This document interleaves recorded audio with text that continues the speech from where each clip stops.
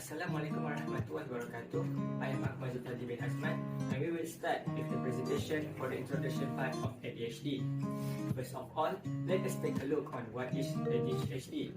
ADHD, or Attention Deficit Hyperactivity Disorder, is a condition of which a person will show certain traits such as inattention, hyperactivity, or impulsivity. It is vital for someone with ADHD to be diagnosed as early as they can during their childhood by the child psychiatrist. The teacher should not self-diagnose their students with the ADHD since it has its own specific diagnosis and it is not the same as other learning disability of other children. Let's take a look on the types of ADHD. The first one is predominantly inattention.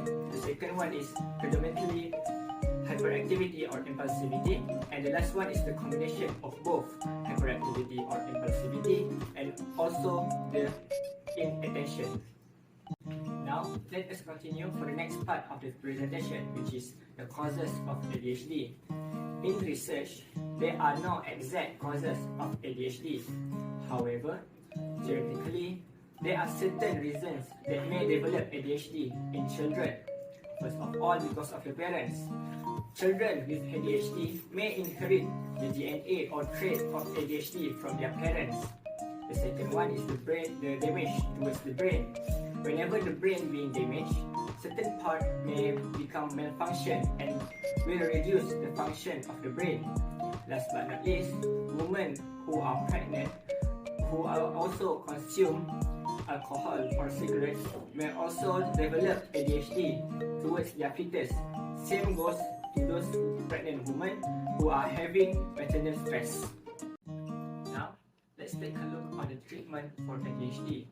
Based on the video, it was mentioned that ADHD is treatable.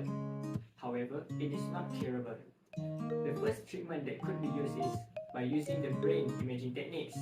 These techniques help the researcher to understand the brain of people with ADHD better. Based on the research, it is shown that the brain of the ADHD people will develop the peak thickness of cerebral cortex later 3 years than the people without the ADHD. The next one, consuming stimulant medication such as Adderall and also Ritalin, which Adderall having lesser effects than Ritalin, could help to improve the awareness of people with ADHD.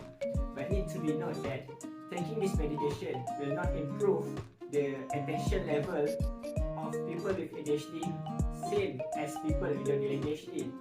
Based on the video, it was mentioned that by using the stimulant medication, it helps 80% of people with ADHD to keep focus in the class or doing their work. The third one is by monitoring the people with ADHD. Whenever a children at school, the teacher should take care of the children and should take note the dosage level of medication that being took by the children. For example, if the dosage level of the medication is stable and maintained in the morning, it will not necessarily be the same in the afternoon. Last but not least, brain, cognitive, and also physical exercises could help in order to reduce the symptoms of ADHD. For the first one is neurofeedback. Neurofeedback help the students to keep focus in the classroom. The second one is by doing mindfulness training such as yoga, meditation, or also Tai Chi. This will help to reduce the symptoms of ADHD for the people who are affected by the ADHD. Last but not least, based on the research, it is suggested that doing physical exercises could also help to improve the attention level of people with ADHD whenever they are reaching their adulthood. That's all from me for this part of the presentation. Now I will pass the presentation to the other presenter. Assalamualaikum warahmatullahi wabarakatuh. Okay, first of all, thank you Akmal for explaining about what is ADHD. Now, me, Muhammad Amin bin RAHMAN, will be explain about the theory that related to the ADHD. First and foremost, the theory that I choose is Erikson lifespan development theory. Okay, so what is this theory?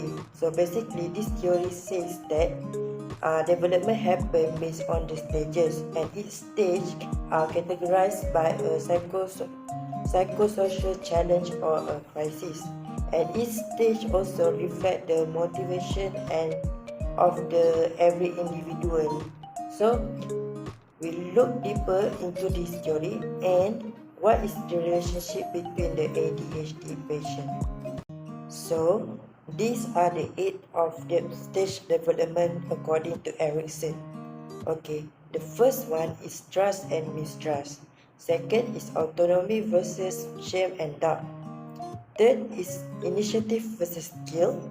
Fourth, industry versus inferiority. Fifth, identity versus identity confusion. Sixth, intimacy versus isolation. Seven, generativity versus stagnation. And eight is integrity versus despair. But for this topic, for ADHD topic, we will focus about the three only. There is initiative versus skill, industry versus inferiority, and identity versus identity confusion. Okay. First of all is initiative versus skill. This happened to the kids around 3 to 5 years old. Okay, so what initiative? Initiative is when the kid like have a capacity to plan the activities and do it with full of the confidence, even if the what they did have a risk to be failed or making a mistake. So if they can do that, means they have a good initiative to do whatever that they want.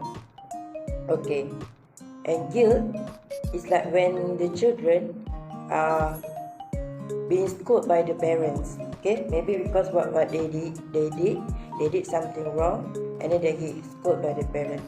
When they got scolded by the parents, that makes the children feel a bit like oh, like this is wrong, and make them feel a bit guilty what they will do.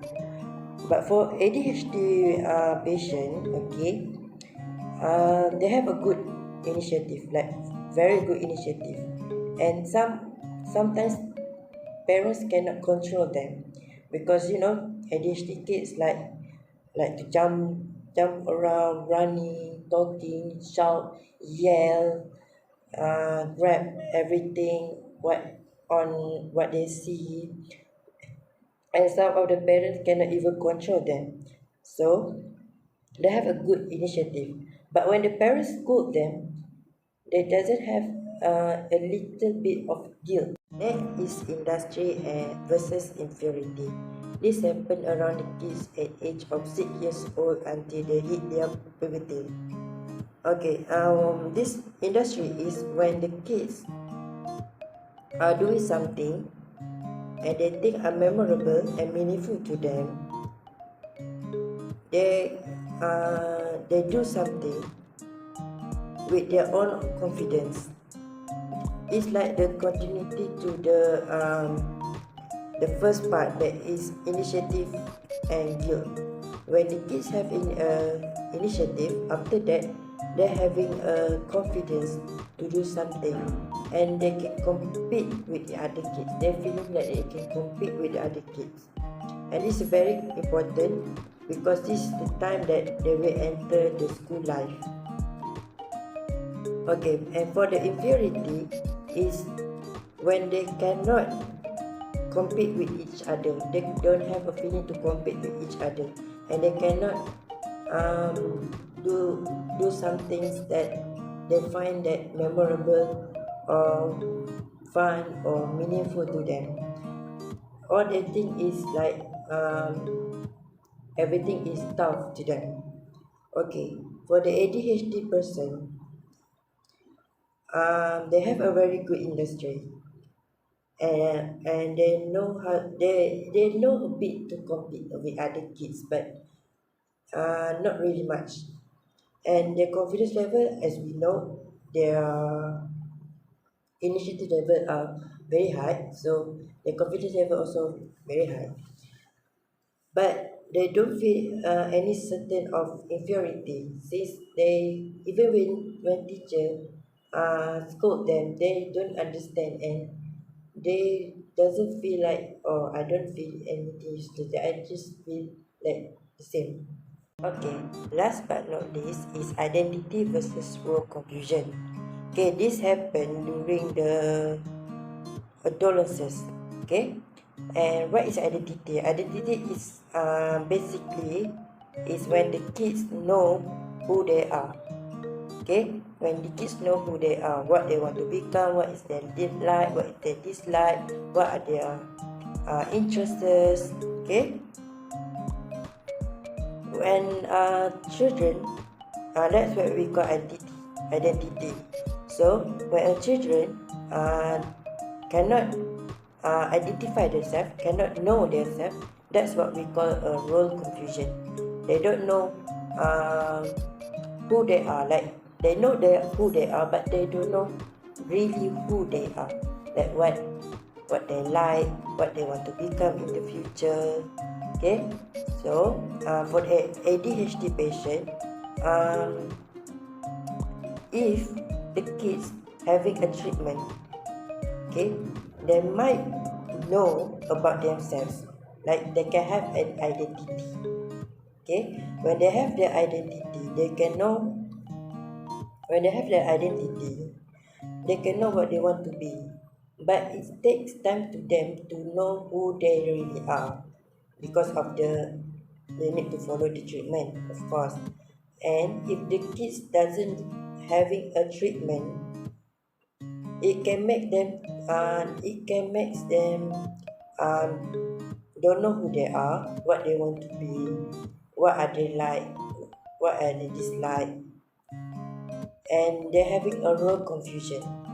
In conclusion, ADHD is not curable, but is treatable.